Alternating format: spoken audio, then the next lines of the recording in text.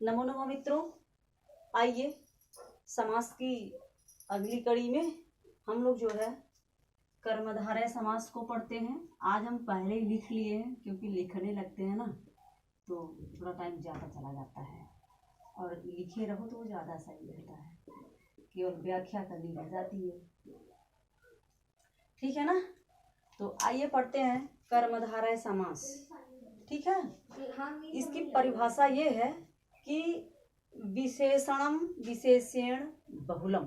ठीक है, जहाँ विशेषण के साथ जो है विशेष की बहुलता बताई जाए। विशेष माने संज्ञा, ठीक है ना, विशेष का मतलब संज्ञा से है, किसी का नाम हो तो जहाँ विशेषण के साथ विशेष की बहुलता दिखाई जाए वह जो है कर्मधारय समास कहलाता है। ठीक है ना, कर्मधारय समास के 4 भेद बताए गए हैं। पहला है विशेषण पूर्व पद कर्मधारय। ठीक है, दूसरा है उपमान पूर्व पद कर्मधारय।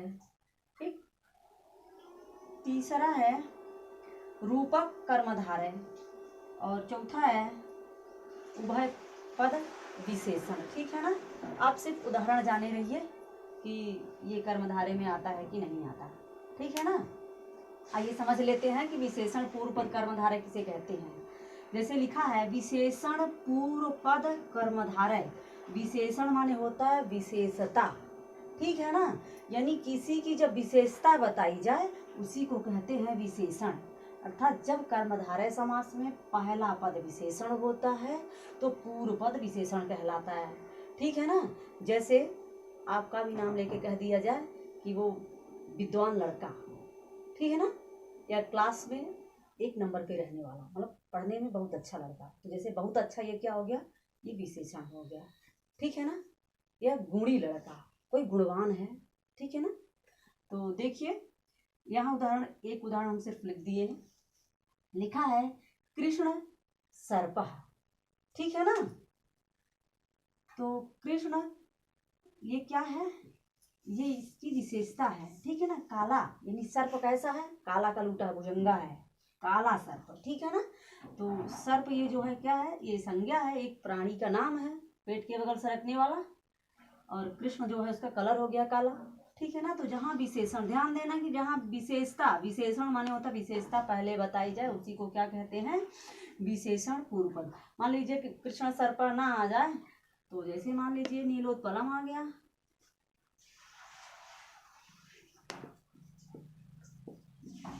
नीलोत्पलम, ठीक, तो उत्पल माने होता है कमल। अगर इसको अलग करेंगे, समस्त पद हो गया है, तो यहाँ हो जाएगा नीलम उत्पलम। ठीक है ना, नीलम च तत् उत्पलम, तो नीला जो है ये उत्पल माने कमल, कमल का रंग बता रहा है, कमल कैसा है, नीला है। नीलोत्पल हो गया, रक्तोत्पल हो गया। ठीक है ना, या तो महात्मा बताया जाए, ऐसा कोई आत्मा जो बहुत महान है, महान चा सौ आत्मा, महात्मा। ठीक है ना, जब किसी की विशेषता बताई जाए, ठीक है ना, तो जो है वो विशेषण पूर्व पद कर्म। ध्यान रखना कि कोनो विशेषता बताया जा रहा है। ठीक है ना, जैसे महाबली, ठीक है ना, कोई व्यक्ति है जो बहुत बलवान है, बल ही उसकी विशेषता है। ठीक, तो अगला देखते हैं उपमान पूर्व पद कर्मधारय। उपमान का मतलब होता है उपमा। देखिए यहाँ एक शब्द का वो लीजिए, एक यहाँ क्या लिखा हुआ है, मान।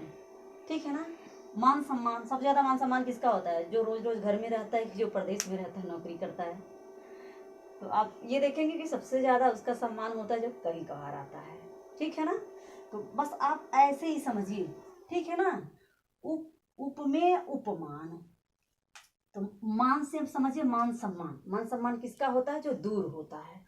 ठीक है ना, ज्यादा मान सम्मान उसी का होता है जो बहुत दिन में आता है। तभी तो कहते हैं ना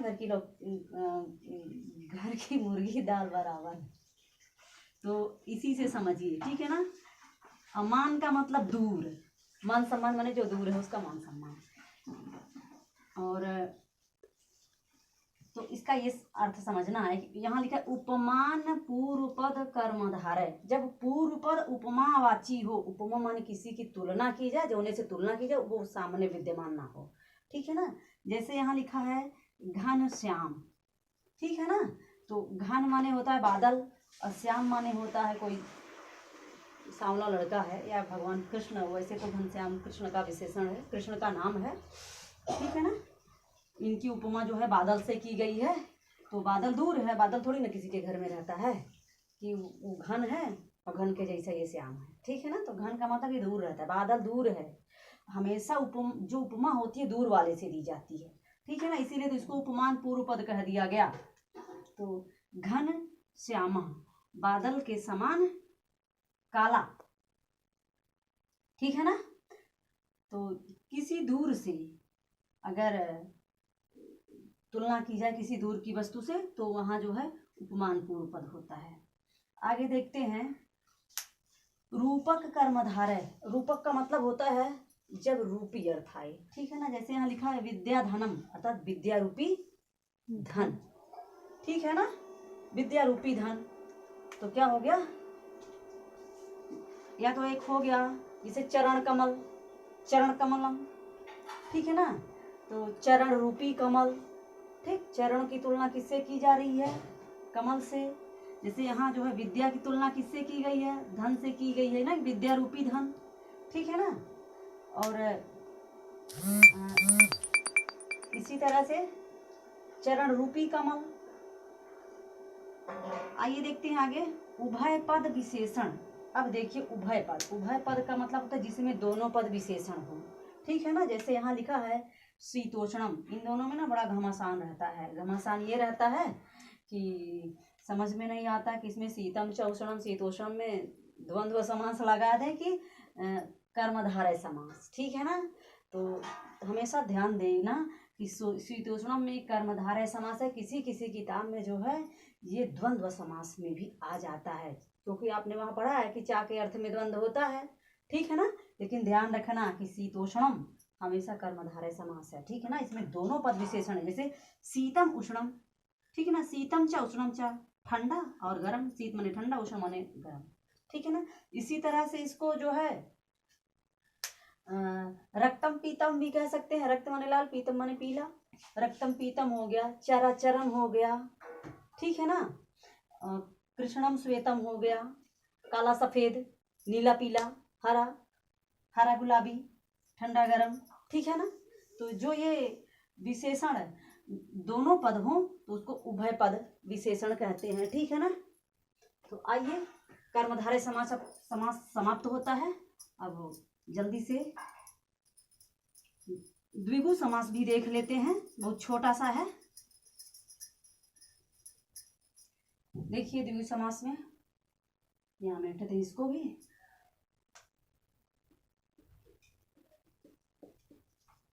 ठीक। आइए देखते हैं द्विगु समास किसे कहते हैं। तो इसका सूत्र है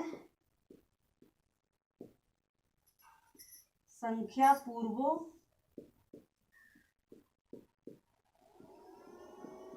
द्विगु, ठीक है ना। संख्या माने गिनती, पूर्व माने पहले, द्विगु माने द्विगु, अर्थात जब संख्या पहले आ जाए तो उसको द्विगु समास कहते हैं, ठीक है ना। पहले ये ध्यान देना है कि संख्या जो है पहले हो, अब बाद में क्या हो, संज्ञा हो, ठीक है ना। संज्ञा माने किसी का नाम हो गया, जैसे आपका नाम हो गया, ठीक है ना, जय हो गया, अजय हो गया, विजय हो गया, महेश हो गया, सुरेश हो गया, जयसिंह हो गया, कोई भी नाम हो गया, तो वो क्या है, वो नाम है, संज्ञा है, ठीक है ना। पहले संख्या हो, बाद में संज्ञा हो, ठीक है ना। अब समस्त पद जो है किसमें हो जाता है, नपुंसक लिंग में, ठीक है ना। ध्यान रखना कि समस्त पद नपुंसक लिंग में होता है। कभी कभी ये भी होता है कि स्त्रीलिंग में भी ये हो जाता है, ठीक है ना। कुछ शब्द स्त्रीलिंग में हो जाते हैं, एक दो उदाहरण आइए देख लेते हैं इसके। और हमेशा ये समूह अर्थ में होता है, ठीक है ना। जैसे हो गया, जैसे जब आपके हिंदी का जो समास होता है ना, वही समास संस्कृत का भी होता है। थोड़ा सा ये रहता है कि उसमें हिंदी में पूरा लिखना पड़ता है, इसमें संस्कृत में रहता है। उदाहरण जैसे हो गया नवरात्रि, ठीक है ना। तो नवरात्रि, ठीक है ना। तो नवा नाम रात्राणाम समाहारः, नवा नाम रात्रि नाम हो जाएगा, ठीक है ना, रात्रा नहीं होता, रात्रि नाम,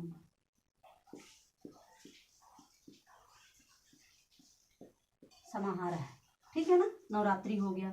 इसी तरह से मान लीजिए पंचमूली हो गया, पंचानाम मूलानाम समाहारा, तो पंचमूली हो गया।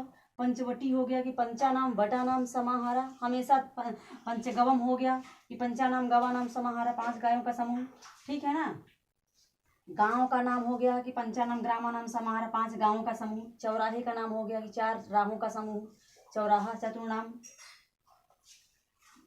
ठीक। और अब जो है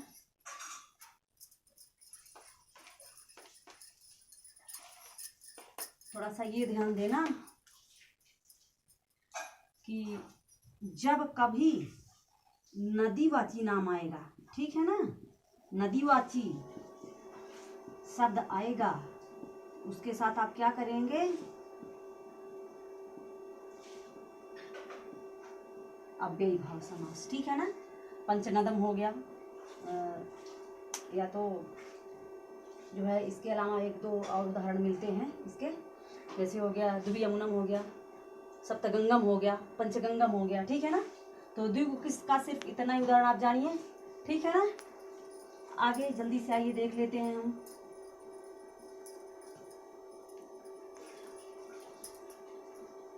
द्विगु समास के बाद द्वंद्व समास, ठीक है ना। द्वंद्व माने होता है जोड़ा, ठीक है ना, जो समास जोड़े में चले, 2-2 चले, ठीक है ना। जैसे हो गया रामः च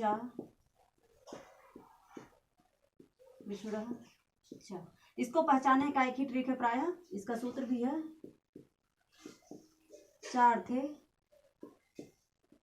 द्वंद्व, ठीक है ना। चा के अर्थ में द्वंद्व, बीच में चा देखो तो द्वंद्व लगा दो, ठीक है ना। तो द्वंद्व मतलब जोड़ा में चले, जैसे रामाचा कृष्णच्चा, ठीक है ना। तो क्या हो गया, राम कृष्ण, ये 2 ठे हो गए ना, तो ये हो क्या जाएगा, राम कृष्ण, ये द्विवचन में हो जाएगा, ठीक है ना, राम कृष्ण। इसी तरह से मान लीजिए कि 2-3 भी हो सकता है, 2 नहीं 3 हो गया, ठीक है ना। हरिचा हरचा, हरिचा हराचा केशवाचा, तो हरि हर केशव, ठीक है। और ये जो है 3 प्रकार, 3 उसमें होता है, इतरेतर, इतरेतर द्वंद्व, समाहार द्वंद्व और एक शेष, एक शेष, ठीक। नहीं चला, नहीं चला।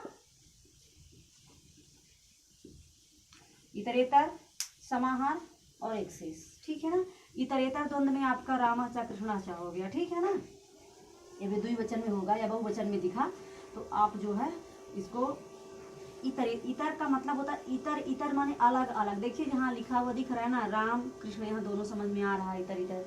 जैसे मान लीजिए राम कृष्ण ना लिख के हम कह दिए कि रामश्चा लक्ष्मणचा भरतचा शत्रुघ्नचा, बहुत लोग हो गए, ठीक है ना। तो जैसे राम का रूप आप चलाते हो ना बहुवचन में, राम है राम रामा, उसी तरह से इसको भी कह सकते हो कि रामस्य लक्ष्मणस्य भरतस्य शत्रुघ्ना, तो ठीक है ना, शत्रुघ्ना कह देना। राम कृष्ण वो सॉरी राम लक्ष्मण भरत शत्रुघ्ना, बीच में चा चा हटा देना है, फिर जब समस्त पद बनाते हैं तो चा हटा देते हैं, ठीक है ना। इसी तरह से आगे देखते हैं समाहार द्वंद्व में। समाहार का मतलब क्या होता है, समूह, ठीक है ना। समूह अर्थ में जब द्वंद्व आता है तो क्या होता है, ये नपुंसकलिंग में होता है। जैसे आपका अब ये द्विगु समास था, ठीक है ना, नपुंसकलिंग में होता है ये। जैसे हो गया संज्ञा चा परिभाषा चा, ठीक है ना। तो संज्ञा परिभाषम, जब नपुंसकलिंग में जैसे फलम रूप आप देखते हो, इस तरह से फलम फले फलान, अगर इस तरह से रूप देखेंगे तो समझ लेना कि अगर है तो आप समाहार में लगा देंगे, ठीक है ना। और अब आता है एक शेष। एक शेष का मतलब होता है जब 2 पद मिलके एक हो जाते हैं, जैसे माताचा पिताचा, माताचा पिताचा, ठीक है ना। इसको जो है जब समास करने लगते हैं तो पूरा पद क्या हो जाता है, पितरव। ठीक है ना। अब इसको समझिए पितरव कैसे हो गया। जैसे माता और पिता, हमेशा ध्यान रखना कि जिसकी प्रधानता होती है उसी का नाम माना जाता है। ठीक है ना। तो प्रधानता किसकी होती है घर में, जो पुरुष वर्ग होता है उसी की प्रधानता होती है। जैसे पिता की प्रधानता घर में होती है।